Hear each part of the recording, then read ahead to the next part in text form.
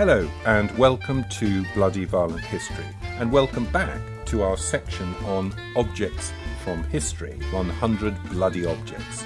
What, Jamie, have you got for us today? Object number 18, Tom. A skull. Desperate retreats. A road much travelled. Well, we're going to discuss the contentious issue of going backwards in war. And no, we're not just talking about certain nations driving tanks with 10 reverse gears. We're talking about retreat, generally a bad thing, and withdrawal, sometimes not such a bad thing. As Demosthenes first put it, sometimes you need to live to fight another day. And we've seen leaders turn disaster into triumph with some deft words. Rourke's drift, the evacuation of Dunkirk, and so on come to mind. The US General Smith coined perhaps the best term when describing a military reverse ferret at the Chosin Reservoir retreat by UN forces in the early stages of the Korean War in 1950. General McArthur ordered him to retreat, and his reply, "Retreat? Hell, we're not retreating, we're just advancing in the wrong direction." It's a known feature in war that the time of highest danger for men in battle is if they retreat and the retreat turns into a rout. Many of the great massacres in battle begin with a disordered group of soldiers running from the battlefield, as happened in 1416 at the Battle of Towton, the greatest slaughter of men on English soil. Today we'll look at 4 categories of retreat: Deliverance, the embarrassing retreat, Arduous, and Catastrophic. Remembering Churchill's line in his great Dunkirk speech, "Wars are not won by evacuation." However, a successful withdrawal can allow those men to live to fight another day. Jamie, before we get into the 4 categories we've discussed, let's just have a general chat about what goes on when you have a disastrous retreat. Is it fight or flight? It very much depends on that situation. As you said in your introduction, Tom, it can be a tactical readjustment or it can be strategic failure. As Churchill said, it can be the end of the beginning or the beginning of the end. You never know at that particular moment what the ramifications are going to be. What you can be sure of is that those who get it in the neck, those who suffer the highest casualties, are those guarding the retreat, mounting the rearguard action, those trying to slow the enemy so that there can be some kind of ordered withdrawal. And you can see that all the way from Napoleon's retreat from Moscow or the retreat of the Allies from Dunkirk. It's these small unit actions that so often enter folklore, enter legend. So in 1842, and we'll come on to this, but in 1842 you had the withdrawal of the British forces from Kabul, and who entered legend there but the 44th Foot and their 45 men mounting their last stand against the tribesmen who were attacking them on their way back to try and get British forces out. So you can see that happening. You can see it in the engineers who dived into the water to create bridges and pontoons for Napoleon's forces to get across the river so that they can get across, and their emperor could get across. You could see it in Dunkirk. And again, those small unit actions were extraordinary. The sacrifices were extraordinary as the Brits tried to collapse their positions and mount this withdrawal to the beaches so that their troops, the bulk of their troops, could get away. So the 2 massacres that one remembers are essentially the massacre of 97 Royal Norfolk Regiment troops who were machine gunned by the SS Totenkopf Division men at a place called Le Paradis. It was horrendous, and only 2 men got away, and no one believed them that there had been this massacre. No one could believe that just a few miles from Britain across the Channel, there were these sort of atrocities taking place. And that was on the 27th of May, 1940. A day later, on May the 28th, 1940, up to 100 men were herded into a milking shed by members of the SS Leibstandarte division. And they were from the Royal Warwickshire Regiment, Royal Cheshires and Royal Artillery, and grenades were thrown in, and then they were finished off with pistols and knives. And again, there were a few survivors. In both those cases, Le Paradis and Wormhout, you had the Wehrmacht, the regular army, finding the survivors and actually looking after them, taking them into captivity. But it was the SS who were driving forward and causing this destruction and not dealing with prisoners of war in a correct fashion. But the same was visited upon the Germans as they fled from Russia at the end of the Second World War. And it was a common Soviet practice to what they call iron enemy forces, to go over both their trenches and flatten them on the roads and just crush them under the tracks of T-34 tanks. Do you think, Jamie, in a more general sense, that one of the difficulties with withdrawals, retreats, routs, is that troops train to attack and win, to go forward, and they don't... The idea of training and practicing a retreat slightly goes against the whole point of being in the army, pushing forward and capturing an objective. And on top of that, because clearly some armies do train, and certainly, units will train how to fall back from a position. But in addition to it being something that isn't a very positive thing to do, it's also one of the hardest things to do well. It's very difficult to do in an ordered fashion. Yes, we saw Russian forces managing to extricate from the Kherson region, but partly that was successful because the Ukrainians, having lost men and armour pushing forwards, they didn't really want to get into a scrap for no reason. They would rather force the Russians away from that area without losses. So it's a different sort of campaign to what the Ukrainians are now mounting in Bakhmut, holding positions and fighting street by street in the centre and trying to withdraw in a line. That's extremely difficult to do with urban warfare, but they're doing it in order to soak up the Russians, create casualties, and make sure the Russians are eventually encircled by the flanks that are still held by the Ukrainians. So as we said, there are different forms of retreat and withdrawal, but to do it in an ordered fashion is very tricky.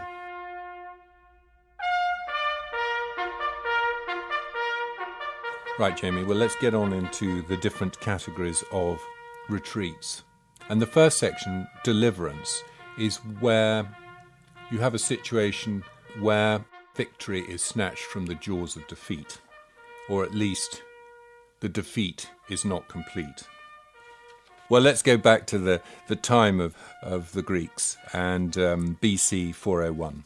Yeah, it's not a bad place to start because this shows that defeat can be turned into a sort of readjustment, this ability to get away. And the Spartans, what had happened, there were 10,000 of them, and they were being used as mercenaries. They loved to punch up. They had been employed by Prince Cyrus of the Persians, had gone all the way to Mesopotamia, long way, 1,700 miles. Yeah, Babylon. Yeah, over to Babylon, to fight for Prince Cyrus against King Artaxerxes of the Persians. And it was a huge battle. I mean, you're talking about a force of 100,000 men. The Spartans had 10,000. That's a lot of Spartans. I mean, that's a lot of troops. And they saw it really as a way of sticking it to the Persian Empire. They were constantly threatened by the Persians. They were worried about the Persians. So it's the Greeks made up about 10% of the invading force of Prince Cyrus's. That's right. Of them fighting against the Persians, who that's had an right. equivalent number. And they were on the flank. Unfortunately, they won their action. They held steady. And they had the discipline that so few other forces had. But unfortunately, the rest of the army were defeated. Cyrus was killed. So the Spartans were given the choice. They could have surrendered, and they chose not to. It wasn't the sort of thing the Spartans did.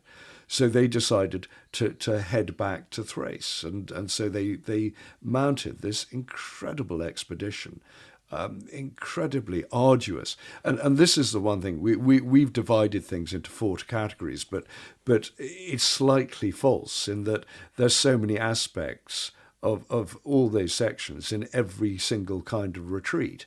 And this was particularly arduous, but it was also one of total deliverance. And what's salutary about this and sobering, and a lesson for so many others, is that you can improvise and you can maintain your discipline. And one of the things that the Spartans did is that they didn't have cavalry, but they did have cart horses pulling their goods and their supplies. So what they did is they turned those 50 cart horses they had with them into cavalry. So they had at least a mobile reconnaissance and shock force that they used to great effect. And the enemy never quite knew what they were facing or where they would be hit. And with those sorts of assets and with that sort of discipline, the Spartans made it back to the coast. Yeah. And so ultimately, when they arrived at the Black Sea, they were delighted, so much so that the Greeks in front were shouting with glee, and the ones at the back thought they were under attack. But once they'd sorted themselves out, they essentially made it. And one of the things that it achieved was a feeling amongst the different Greek city-states, that the Persians weren't invincible, that the Persian Empire wasn't something that they should fear. That's right, and later on, of course, the Spartans and the Greek states did manage to stick it to the Persians and cause a lot of problems. And you had obviously the great battles of Thermopylae and other battles that really showed that Greece could stand up and that Athenian democracy, for example, could survive against these hordes from Persia. And as we said in our introduction from Demosthenes, this is very much an example of live to fight another day. Exactly, and it shows that if you maintain this discipline and you're pointing in the right direction away from the threat, you can actually hold things together and get your people to safety. One of the most famous retreats in a war was the retreat from Moscow by Napoleon's army in 1812. And there are two sides to look at this. One is obviously the French, but first we'd like to look at it from the Russian point of view in this section under Deliverance. Yeah, there were two great retreats and with two very different outcomes during that campaign. You mentioned Napoleon taking his army 600,000 strong in June 1812 and heading all the way towards Moscow, thinking he would make this great capture. No different really to what Hitler believed all those years later and with his invasion.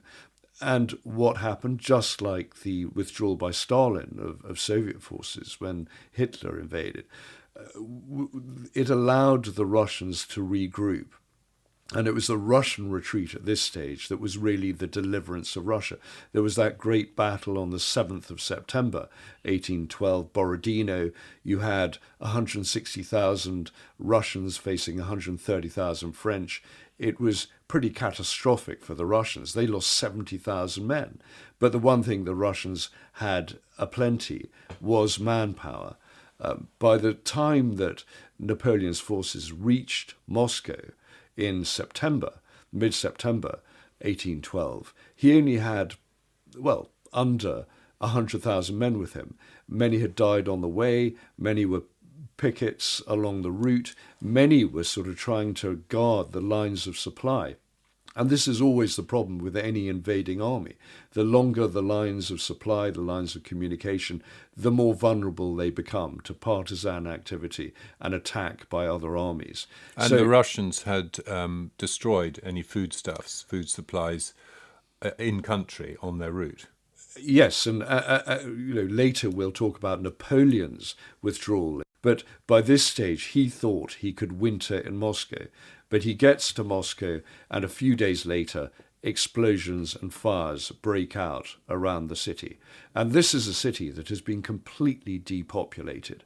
A city of 400,000 ends up with only 2% of the civilian population left inside. And the Russians took this extraordinary decision to just get out of the city and destroy it and remove any stores, any shelter for Napoleon. So Napoleon sort of faced this appalling choice.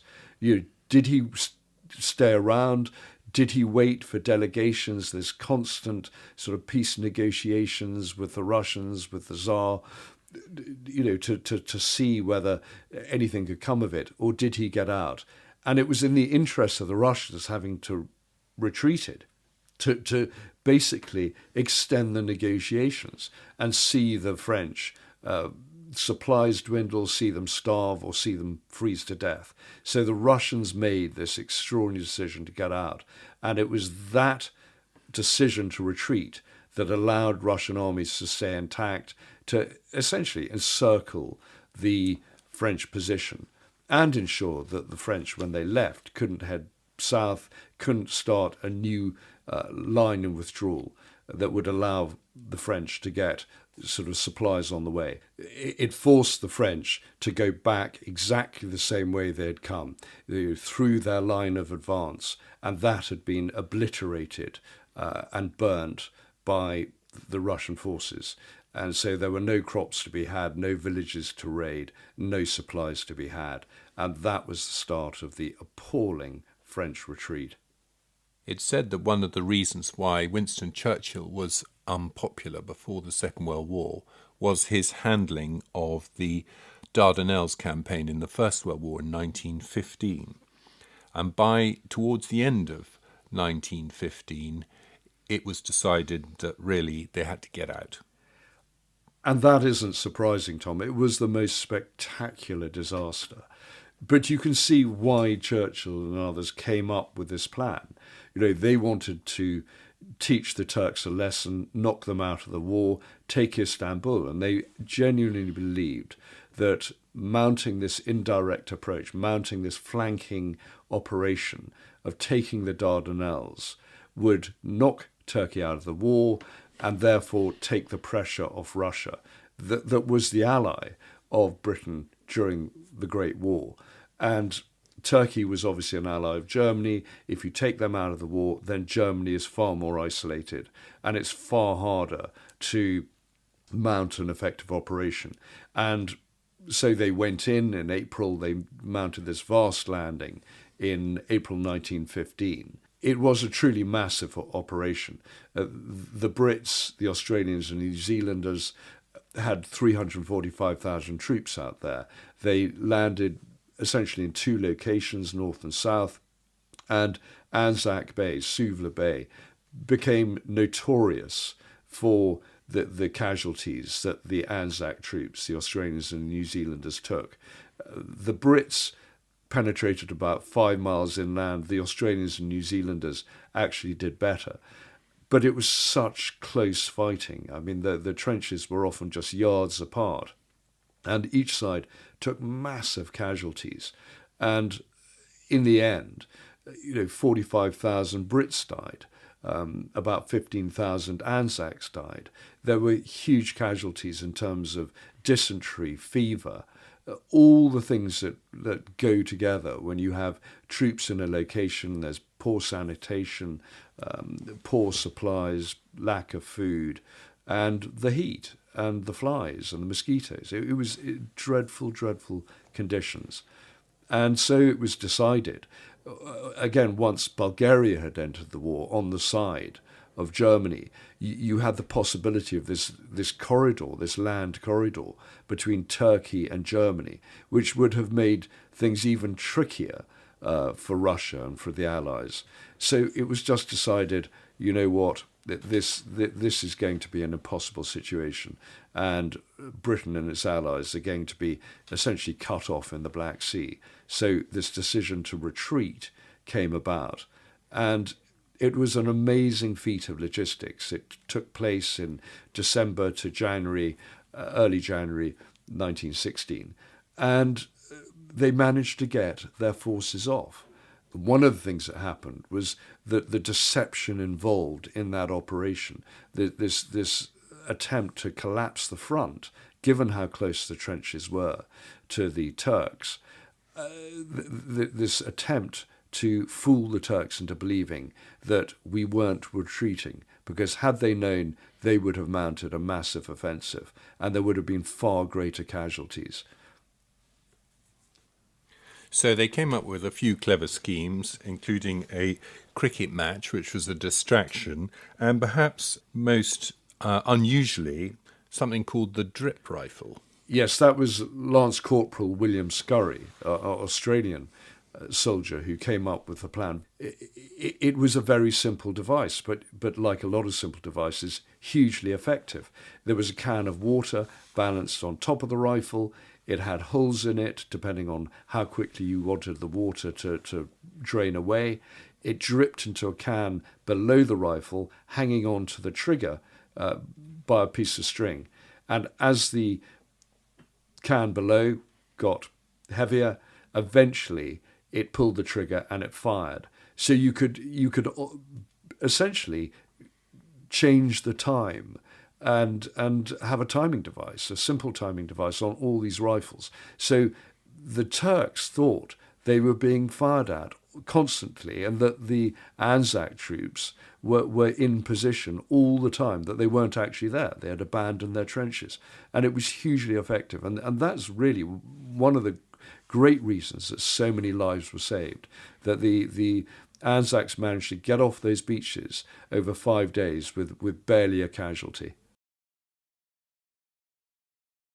Montgomery's great plan, Operation Market Garden, to take the bridges so that the Allies could get into Germany, wasn't a success by the end, and therefore there were a number of troops that were caught on the wrong side of the Rhine.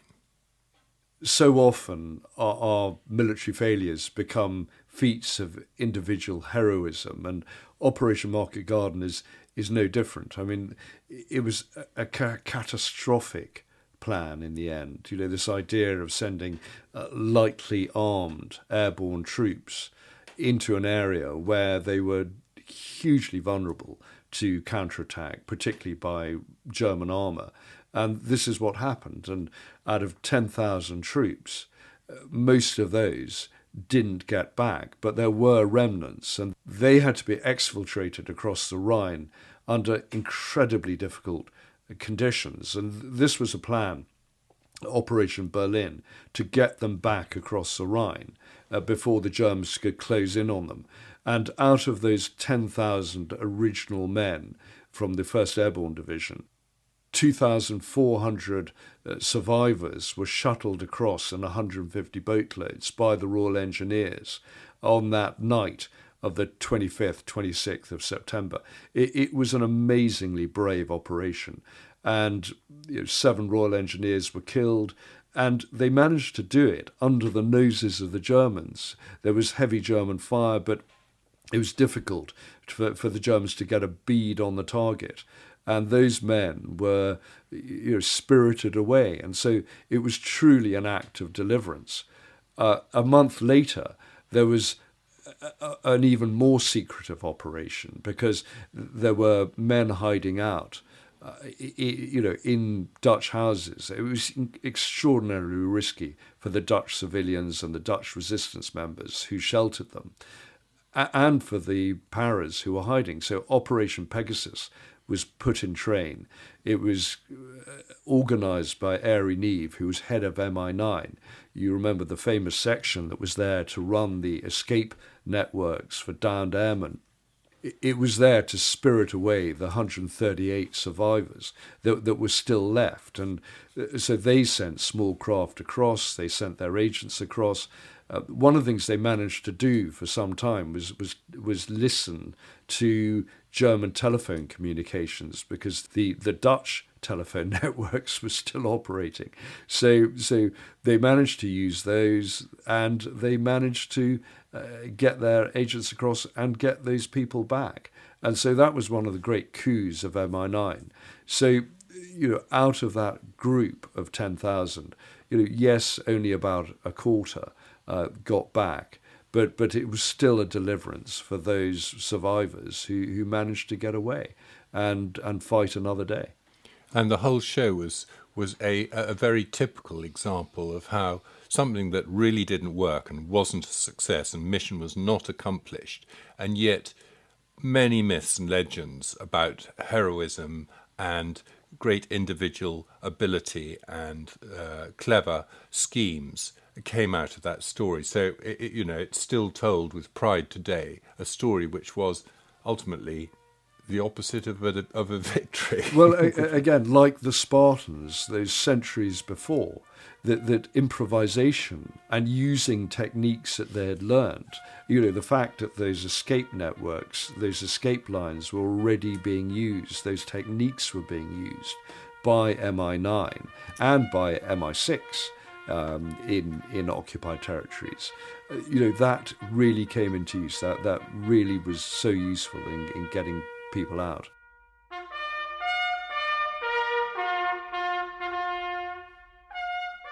There were many battles and events in the First World War, but right at the beginning of the war, when the British first came into contact with the Germans, was the Battle of Mons, starting on the 23rd of August, 1914. And that essentially started not only with a great battle, but with a very arduous retreat, 200-mile retreat, all the way back to the Marne. Why did the British have to retreat? Well, Tom, you know what I'm about to say, because the French decided to retreat, and the right flank collapsed because the French Fifth Army withdrew, without telling the British, I might add. So, of course, we see this repeated later during the Second World War, of course, that led to the retreat from Dunkirk as well, and the legend of the small boats, of small ships from Dunkirk. But at Mons, what happened is that this amazing fighting retreat occurred. It took place over several days. The battle itself started in late August. It lasted 2 days. And so the Brits had to retreat, they had to withdraw, but they mounted a very effective defence all the way back. And we mentioned right at the start this idea of the rearguard actions, the holding the line. And all the way back to the Marne, you see these small unit actions.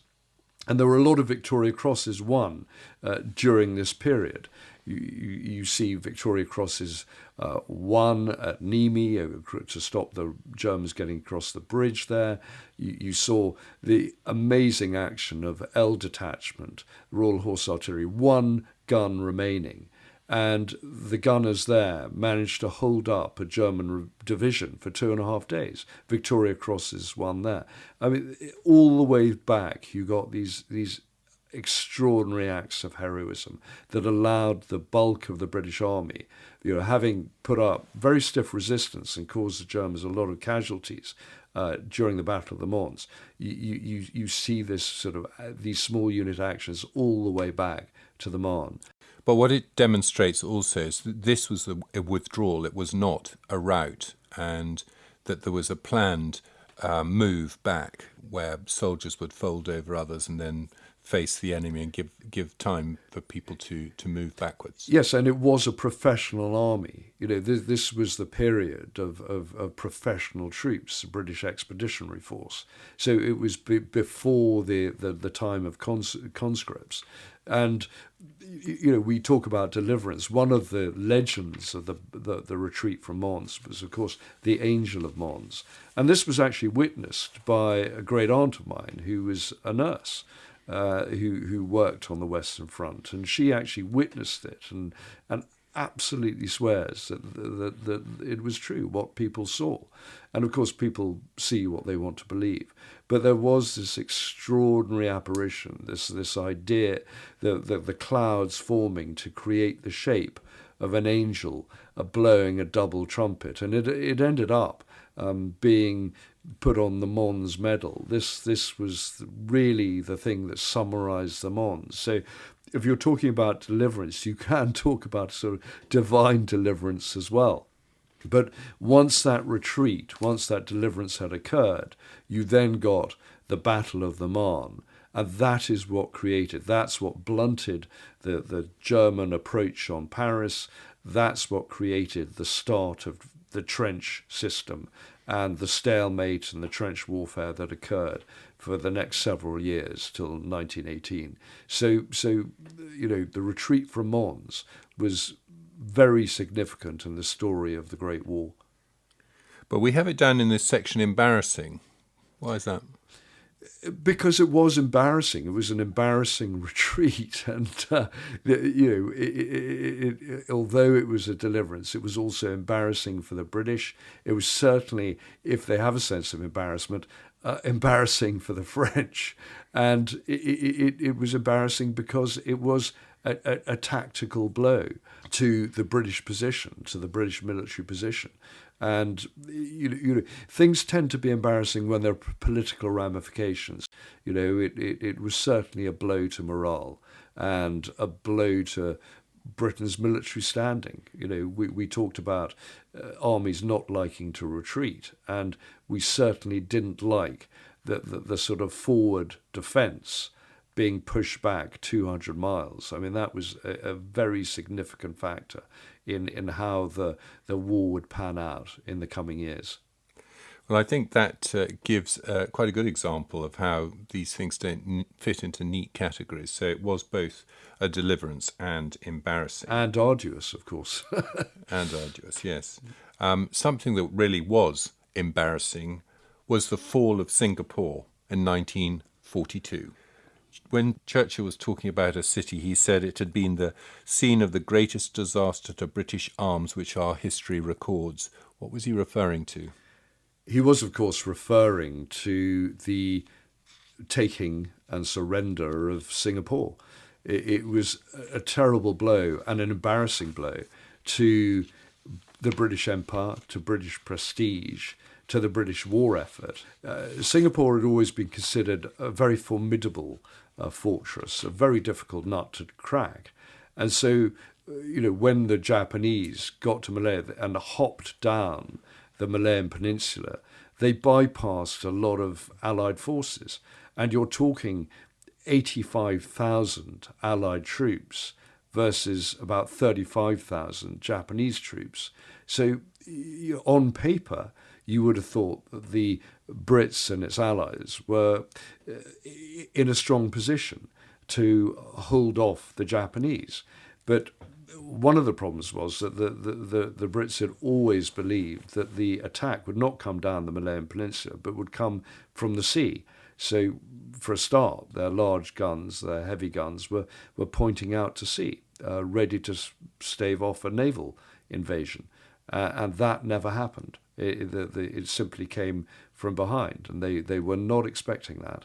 When it was all over, the Japanese captured 80,000 of the 85,000, went into captivity, and they treated everyone from the generals down to private soldiers appallingly.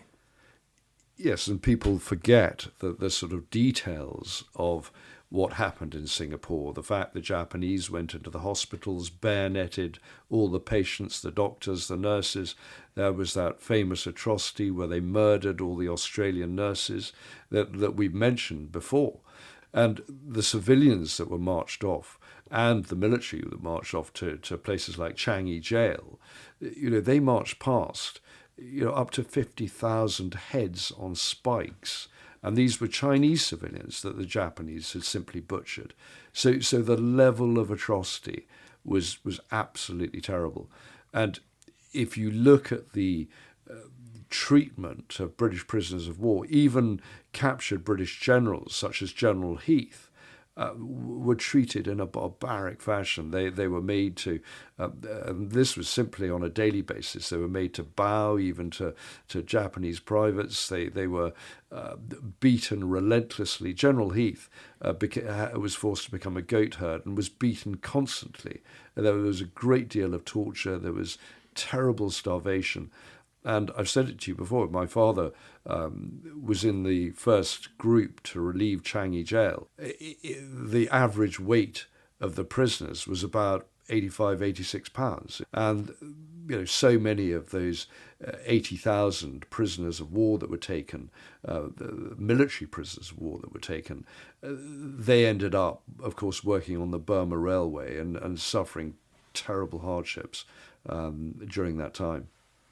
And a side note from this was that the commander of this operation was known as the Tiger of Malaya, General Yamashita. He was a brilliant general in the way that he managed to get down the Malaya Peninsula, but he was accused at the end of the war, when he was captured, of war crimes, especially what he'd done in the Philippines. And his defense was that he didn't know, as the man commanding hundreds of thousands of men, what the individual men were doing on the ground, and therefore he shouldn't be blamed for it. And the court decided that that wasn't the case, and as the overall commander, he was responsible, and he was hanged for his war crimes in 1946. And this has created something called the Yamashita Standard, which in war crimes trials is used today as a way for leaders of countries that are not able to avoid the consequences of torture, mutilation, and murder by their troops, the men serving under them. Yeah, so watch out, Putin. And it sort of goes both ways. People in lower ranks can't say they were just obeying orders, and their commanders can't say they didn't know. So denial of knowledge is no defense. And certainly at that time, the Japanese had a terrible reputation for barbarism and butchery, and they showed it against civilian populations, whether it was in Korea or in China, in Manchuria, and they showed it against prisoners of war because they believed that people should never be taken prisoner. You look at their approach towards ships that have been captured and crews that have been captured, and so often they tortured them to death. They made them run gauntlets along the decks of Japanese submarines and beat them to death on the way and pitched them over the side with bayonets, or took them down into the submarine to torture them to death. The story of what the Japanese did. But in terms of the actual retreat down the Malayan Peninsula and the surrender of Singapore, there's no doubt that not only was it a terrible strategic defeat for Britain, but it was fundamentally embarrassing and humiliating as well, and totally unexpected. The Vietnam was a low point for the US military, and the image of a helicopter taking off from the US embassy in Saigon is very much part of that story. Can you tell us a little bit about Operation Frequent Wind? Well, as President Ford said, it was a sad and tragic period in American affairs. It was a terrible period, and it was more than just an embarrassment. We all know so much about the Vietnam War, but American troops had essentially left in March 1973, and it took 2 years for the North Vietnamese forces to essentially move in on the collapsing South Vietnam, on the government there. And that government was never going to survive. It's you can see it years later in the Afghanistan of today. You can't force a people, you can't force a system on a country that doesn't accept it, that doesn't want it. That producing a sort of artificial construct is not going to survive. And so it was in Vietnam. And America had done its best, it had done its bit, but it came to this crunch. And the collapse was faster than many imagined. The finale was chaotic, but at the same time, there was an extraordinary amount of individual bravery and heroism by US Navy, US Air Force pilots.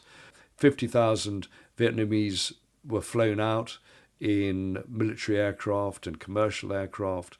That was a big operation.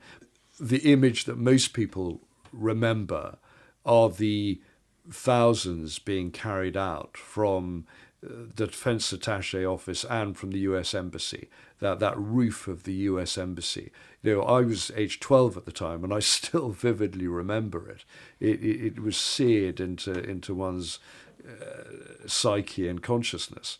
And that became the prevailing view. And we're talking about embarrassing retreats. The long-term ramifications on US defense, security, and foreign policy were huge. And in the same way that US involvement in Iraq and Afghanistan made the US very wary of involvement in operations overseas, so this finale, this grand finale in Vietnam, blighted US thinking for years to come. It was key. And why they chose frequent wind as a as a title for that operation, who knows? But it sort of summarised things up pretty well. And about 5,000 people were carried off in helicopters, but hundreds were left behind. The tragedy was for those left behind. But as a friend of mine who was based in Vietnam for a long time said, you wouldn't know that the US had lost the Vietnam War, because, today you have a pretty resolute capitalist society, albeit with a nominally communist party heading it. But they're certainly very anti-Chinese and a bulwark against Chinese expansion in the area. And as seems to be the case in some of these, anyway, examples, the actual operation was extremely well run. Extremely well run. And just as the flight from Afghanistan more recently was extremely well run. But it doesn't mean that it wasn't hugely embarrassing. It doesn't mean that the collapse wasn't extremely swift, partly because so many of the locals, so many of those who had one believed supported the American-backed regime would stay loyal. But of course they switch sides very quickly when they think that things are changing. And $7 billion worth of US equipment were left behind. And the Bagram Air Base was abandoned after 20 years without even informing the Afghan commander. And I don't think Biden told Boris. No, that's absolutely right. So let's move on to Afghanistan. If it took 700 flights almost in Operation Frequent Wind in military aircraft flying out of Vietnam, it took a hell of a lot more in those 2 weeks in August 2021 to get almost 123,000 Afghans out of Bagram Air Base to safety. I mean, it was an extraordinary operation, but it was still embarrassing and humiliating and will have long-term consequences. And probably was one of the reasons that Putin thought the West was weak and maybe, I should invade Ukraine. I mean, so these things do have consequences. They do have a knock-on effect. But you mentioned the equipment, the billions of dollars of equipment left behind. I've seen figures that suggest almost 22,000 Humvees were left behind. Dozens of Black Hawk helicopters. Many, of course, have been sabotaged and they don't have spare parts. But there's a significant amount of artillery, small arms, and everything else left behind. So, apart from that, and after 20 years of Western involvement collapsing in those 2 weeks, and people having to be spirited out of the country, there is that military side of things and the equipment left behind, and there is the political ramifications as well. So it's worth having a section on embarrassment and long-term, political aspects of these retreats.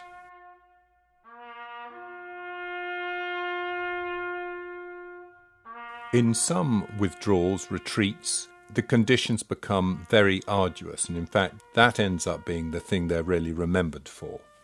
An example is the retreat to Corunna in 1808 with the famous hero General Sir John Moore. Yes, and that was one of those sort of typical military retreats that ends up having to go through mountain passes in freezing weather, malnutrition. The Brits had started out with an expeditionary force of some 30,000, and it had dwindled because of disease, because of starvation, because of enemy attack. I mean, it was a very arduous retreat, and they needed to get to the coast in order to embark and return to Britain. And the rearguard action there was really at Corunna itself. I mean, they held out against French forces, and that was an operation in which General Moore was killed and became this great hero. Poems were written about him, and the legend grew from that. And he always declared that discipline was absolutely critical in that situation, a bit like the Spartans all those years before. You know, that maintaining discipline, fighting a rearguard action, was vital, absolutely critical, in order to get the people off onto the ships and back to Britain. And they had to make some quite difficult decisions, abandoning their horses. But particularly, apparently, the King's German Legion, the Guards, the 20th, 43rd, 52nd, 95th, and the cavalry all behaved with great discipline. And Sir John Moore himself was hit by a cannonball on his left side, which pretty much did for him, although he didn't die immediately. Yeah, he wasn't going to survive that one. And this is the thing: if you're leading from the front, if you're in a position in which you can be seen, and you can see, you know, Wellington's position at Waterloo, he was equally vulnerable. So, you know, or an officer, a captain on the quarterdeck of a ship, you had to be seen, like the colours of your regiment. It was very important that you could be identified and people could rally around you. So you were always going to be vulnerable. And that sacrifice of the horses, given there was no feed for them, there was no option, and there was no food for the men either. So it was an incredibly difficult retreat. Another very well-known retreat, at least the name of it is well-known, is Mao's Long March, which took place in 1934-1935. Yeah, that was an incredibly difficult retreat. You know, the communist forces were in danger of being surrounded by the nationalist forces, and they had to get away. So they moved 6,000 miles, an estimated 80,000, crossing 24 rivers, 18 mountain ranges. And it wasn't essentially one march with a load. And there's a lot of legend has grown up around it on Mao's position and his importance in that march. And it was actually made up of subsets of people marching in that direction. And many say that it didn't have that many people on it, that people were very reluctant to go with him. But it did allow him to escape with retainers and a retinue of people and start again. It certainly allowed the communists to re-establish themselves. And so you see, you know, across history, these kinds of treks, these sort of terrible conditions that partisans or military forces have to face in order to survive and regroup and reconstitute. There's always been a criticism in the Second World War that a lot has talked about what happened in the West, in Europe and in Britain, and not much has talked about what happened in the Far East. Particularly, we're going to talk about the Chindits and Operation Longcloth in 1943. Yeah, the long-range penetration group that was sent in, 3,000 of the 77th Indian Infantry Brigade was sent in to attack Japanese positions, to show, to prove that Britain could take the fight to the Japanese, could fight in the jungle. And they weren't simply going to take sort of defensive positions along the Indian border, that essentially they had to retake Burma in order to force the the Japanese out. So it wasn't going to be a passive war. And the Japanese proved extraordinarily good at jungle fighting. They believed that the West were bad at it. They had shown in Malaya that the Allies were not good in defending Malaya, and they thought they were up against an enemy that was no match for them. And they managed to use bicycles on jungle tracks as well. So this was an attempt by Wingate, commander of the Chindits. The Chindits, incidentally, are named after the Chinsei, that stone lion, the upright lion that guards temples in Burma. And that was on their shoulder patch. So that is what they were created for. It was this special forces group that was there to really cause havoc in rear areas of the Japanese and not to face them in a conventional capacity. But this operation proved to be really, as a starting point, was pretty catastrophic, and could have killed the Chindits off in their infancy, because they crossed the Irrawaddy River and they found that they were being boxed in by Japanese forces. So Wingate gave the command to withdraw, to retreat. And certainly in jungle conditions, you couldn't retreat in any meaningful, ordered fashion. It broke up into small groups and they fled. They had to run for their lives. And it was a serious problem. Many were killed, many were taken captive. Of an original force of 3,000, only about 1,500 made it back. And one group actually made it to China. They were spread all over the place. Some were left with a few grenades and pistols to lie on tracks and fend for themselves. Others were left in villages. But those who were captured and survived had the most appalling time in captivity. And, lessons were learned. There was a famous situation. Elephants were used in some capacity, and there was a famous elephant called Bandula who led the army out of a situation and became a complete hero. I mean, he's one of up to 50 elephants that were used at this stage of the war, and led the men on this incredibly arduous trek. But it was an impossible situation, an incredibly tricky situation. But lessons were learned of what would happen in the jungle and how to retreat in the jungle. It was very tricky, very arduous indeed. And a lot of those men travelled through the jungle for 700 to 1,000 miles in terrible situations. And of course, Wingate, who was the sort of inspirational leader, was killed in March 1944 in an air crash in the jungle. Yes, but it's no coincidence that Mad Mike Calvert, who was his second in command on this mission, ended up in the 1950s reconstituting the Special Air Service that had been disbanded at the end of the Second World War.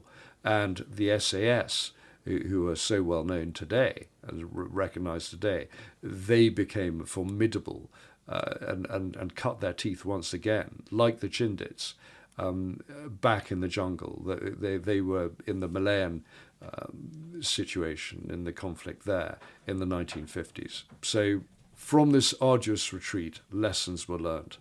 Jamie, you've already mentioned the arduous retreat of the German Wehrmacht in the Second World War back through Russia. But only 5 years after the end of that war was the Korean War in 1950.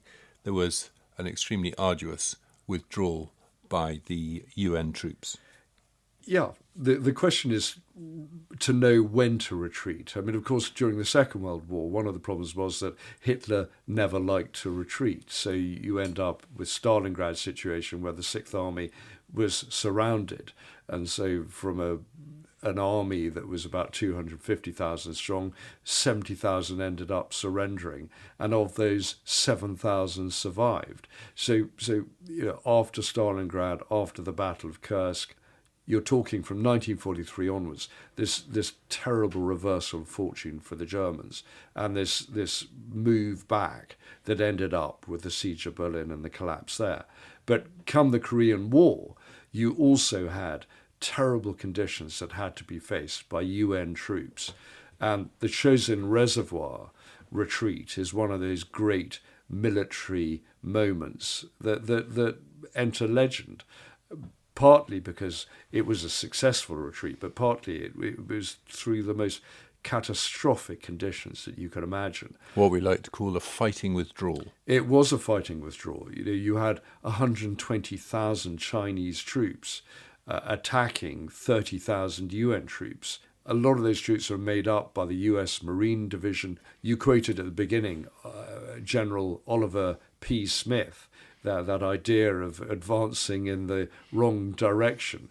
But it turned out to be the right direction. They were heading for Hungnam, 78 miles away, and they had to get through the mountains, through this terrible temperature. I mean, it was, what was it, Tom? It was something minus 38, which is the same as retreating from through Russia, from Moscow would be. Yes, absolutely terrible conditions. And it was a fighting retreat because 1,000 were killed in combat, around 4,000 wounded, but you had 7,000 casualties of frostbite. I mean, that's how bad it was. And if you look at the equipment that couldn't operate in those sort of conditions, again, it's so reminiscent of what happened to the Germans. The Germans suffering through those Russian winters, had to end up wearing fur coats sent from, women's fur coats sent from Berlin. They had no proper cold weather gear.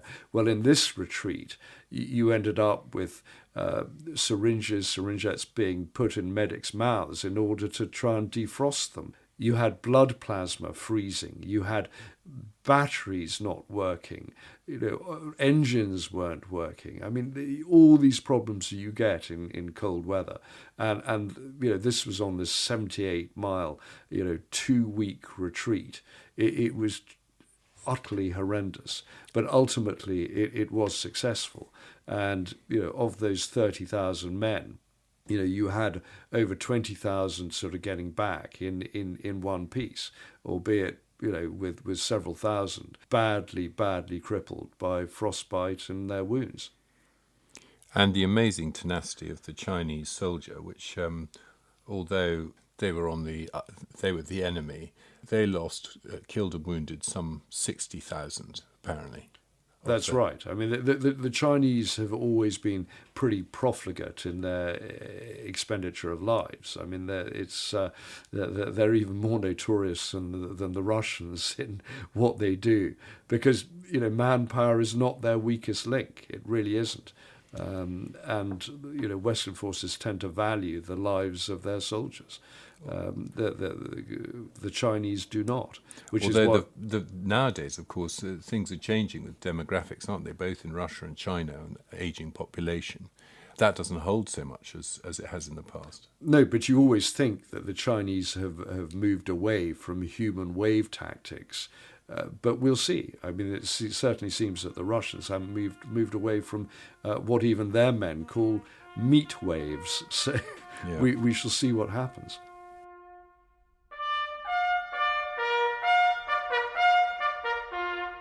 Now we move on to the final part, catastrophic retreats.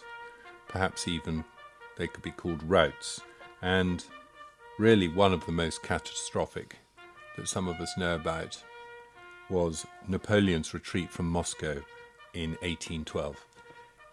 Yes, and we've talked about the Russian retreat from Moscow, and that really set the scene and really created the framework for Napoleon's later retreat, because we mentioned in our first section, there you have the governor of Moscow, Rostopchin, setting fire to the place, burning it down. Napoleon not being able to winter there, so he decides mid-October to leave. So the Russians, they don't really retreat as such. They move out. Yeah, it is a withdrawal. They move out. 2% of the 200,000 civilian population are left in that city. So it has essentially been deserted. Napoleon is forced into this flight. He has to go back the way he came. He can't move south because he's got Russian armies either side, people like Kutuzov, encircling him. All the way back, he's being pursued by Cossack hordes that are picking people off. He's got under 100,000 people, Napoleon, by this stage. I mean, they are in a woeful condition. A month later, they are in the area of Smolensk. They cross the Berezina River. That's where pontoons were built. And all the way, Napoleon is shedding men. He has to create these sort of tactical feints to get across the river. He manages to escape, and after that, it's sheer panic and flight. And if you look at the statistics of how many men get back, well, you're talking, 100,000 Frenchmen are killed, 200,000 die from their wounds and their injuries and frostbite, another 100,000 are taken prisoner. I mean, it is cataclysmic. And he probably gets back with about 100,000, but 60 miles away from Vilnius, he decides to scarper. So he had form. I mean, in 1799, he had secretly fled Egypt and left his army behind. Well, this time round, he flees for his own troops in order to get back early to Paris and try and manage the situation, manage the information war. He knows that his future is on the line. I mean, it has been the most incredible cock-up in history militarily, and he got it wrong, and he's destroyed his army. And we've talked about the knock-on effect, the political effect of retreats, but this time, you can go forward to 1815 and the Battle of Waterloo, and you can see that his army really never recovered from the Russian invasion. I mean, Marshal Ney, who led the cavalry at Waterloo, he got out of Russia with only 1,000 men. They were in a parlous state. By the time Napoleon reaches France, he's only got about 22,000 men with him. It was the most terrible catastrophe for French might, for Napoleon's reputation. He never recovered from that. In 1963, the Prime Minister Harold Macmillan handed over to Sir Alec Douglas Hume. He said to him, "My dear boy, as long as you don't invade Afghanistan, you'll be absolutely fine." And it is a lesson to many nations, not only ours, that people get into trouble when they invade that country, as we know from very recent events. But in 1842, there was a particularly terrible retreat for the British. Well, as you say, Tom, everyone who gets involved in Afghanistan, it turns ugly. And the great game in which Britain was involved, this competition against Russia, was really the reason that we sent an expeditionary force into Afghanistan at that time. And it went wrong. It really started with the murder of Sir Alexander Burnes, who was murdered with his retinue in 1841. That was when his house was attacked. He ended up doing that extraordinarily brave thing, knowing that he was going to be killed, of putting a handkerchief around his eyes and stepping out and being hacked into pieces, and his head being paraded through the streets on a pike. And so that's when the British knew that it was time to get out. So early in 1842, January 1842, they set out, and there were around 16,000 of them. Of that, there were only 4,500 soldiers. Most of them were actually Indian sepoys, and the rest were really camp followers. So it was very difficult to maintain any sort of discipline. It was 100 miles. They were trying to get to Jalalabad.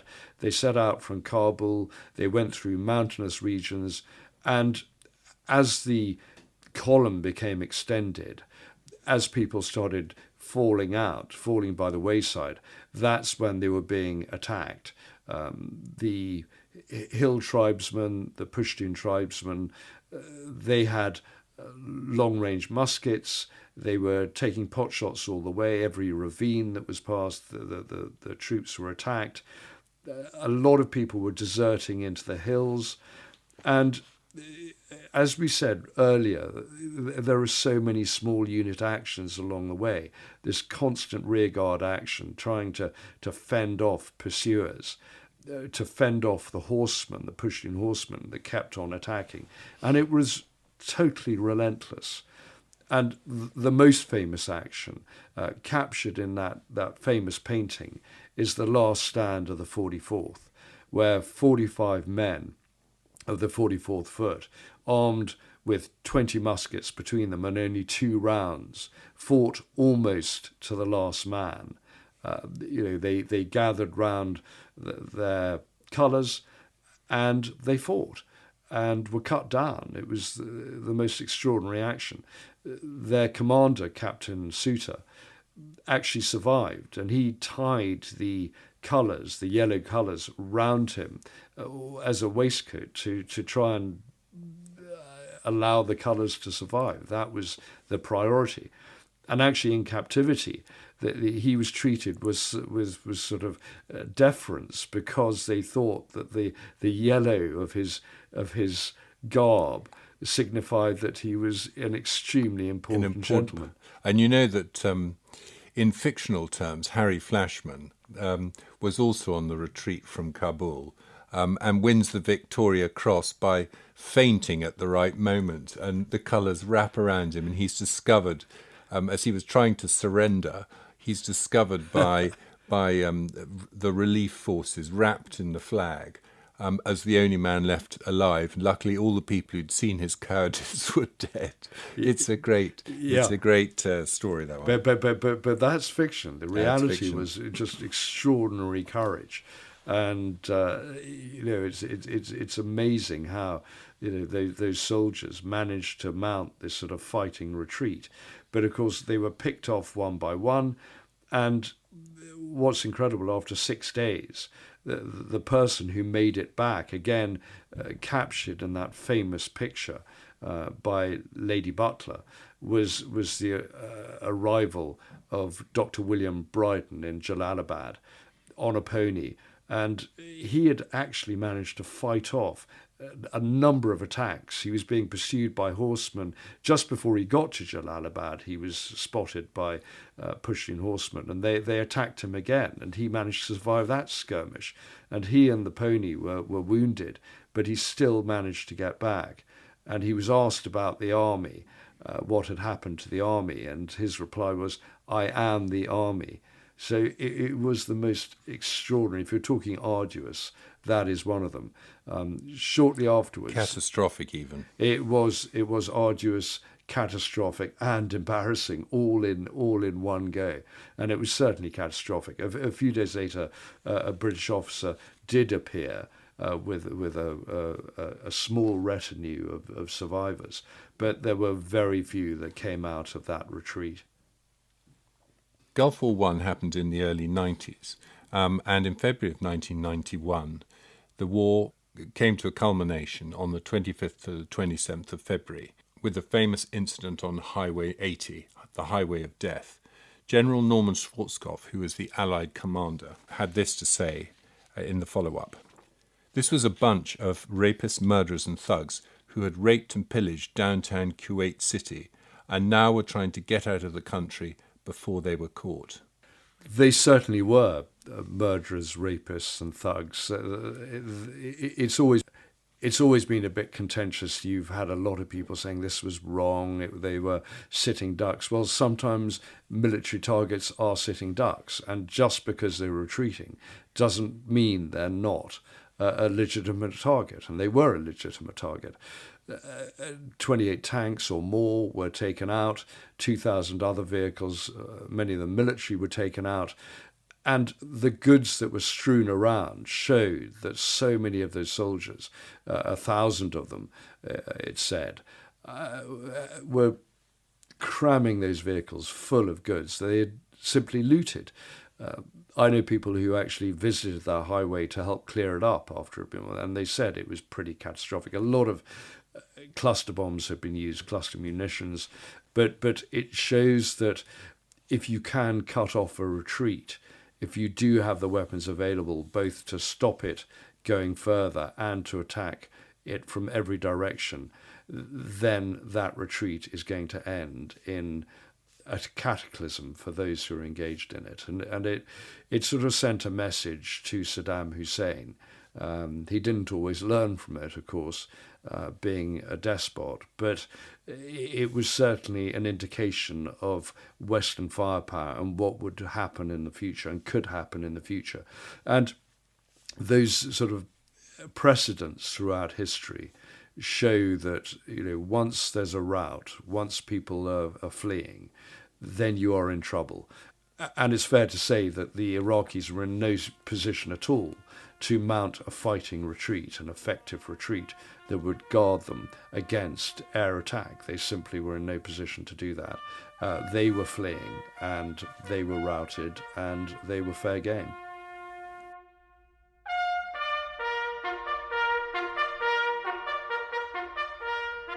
So there we have it, different categories of desperate retreat. We've covered types of withdrawal that deliver the army, or what's remained of it, into a state where it can fight and live another day.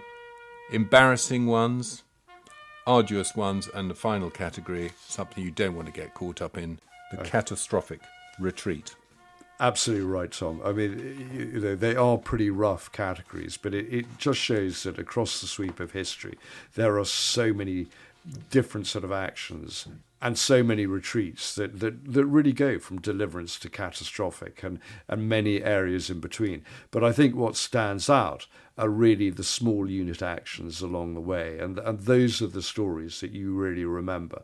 You remember what happens to those small units, those famous last stands along the way, and you remember to the commanders, what happened to the commanders at the end. And so often it is the beginning of the end for those military leaders, those commanders that have taken monumental risks without thinking it through. And if they're political leaders, it's so often the end of their regimes, the beginning of the end, and they can't reconstitute their armies in time to fight their decisive and final battle. So how are we going to weave in our postscript, Jamie? Well, I think we might go back to the Napoleonic era and rather than look at retreat, look at the catastrophic advance, the advance into battle that doesn't quite work out, that actually rebounds on the person carrying it out. And so I thought we'd go back to the Battle of Trafalgar 1805 and look at a commander who was late to the battle and deliberately late to the battle, and that is William Carnegie, the 7th Earl of Northesk. And he was in the windward column. He was supposedly with Nelson. Nelson, of course, led the charge in HMS Victory. And you can see what happened because the Earl of Northesk ordered his men, his ship on HMS Britannia, to shorten sail so he wouldn't get to the battle in time. And here again, you have that historical precedent, because what you find from the Spanish Armada onwards into the Napoleonic Wars is that quite often aristocrats don't make good naval commanders. It's the middle classes, those who want to seize prize, those who want to make a reputation, who do well, who have that attacking sort of urge in them, and that attacking genius. Whereas someone like the Earl of Northesk, being an aristocrat, he didn't want to get into the battle. So if you look at the casualty rates of, say, Nelson's flagship HMS Victory that was in the vanguard that ended up fighting the Redoutable, and with the Fighting Temeraire, the other Royal Navy warship that came up on the other side of the Redoutable, there was Victory suffering 57 dead, 102 wounded. You look at HMS Britannia, at the end of the battle, it had suffered 10 dead and 42 wounded. So you can see the difference. When you lose 10, that's about the average size of a gun crew on a Royal Navy ship of the line. So, you can see the difference. But the upshot is, even though he was court-martialed, the Earl of Northesk managed to end up being buried eventually beside Nelson and Admiral Collingwood in the crypt of St. Paul's Cathedral. So, yeah, we've talked about retreats, and here we talk Shock about horror. Yeah, It's better to be a knob. so here we're talking about the slow advance, which can often be equally humiliating. Fantastic. Well done. Well, it's certainly true that you should avoid a rout, and you should probably avoid a retreat if you possibly can. Sometimes a fighting withdrawal can give you what is needed for you to eventually win victory, but often it's the case it is better to live and fight another day. And often it's littered with our bloody object, a skull, all the way along the line of retreat. Thank you, Jamie. Thanks, Tom. So it goes. Thanks for listening. My name is Tom Ashton, and his name is James Jackson. Please subscribe on BVH on your podcast app, and it really helps others to hear about us if you leave us lots of stars and a review. You can find us on our website at bloodyviolenthistory.com. For suggestions and comments, you can email me at talk@bloodyviolenthistory.com. Thank you and good luck.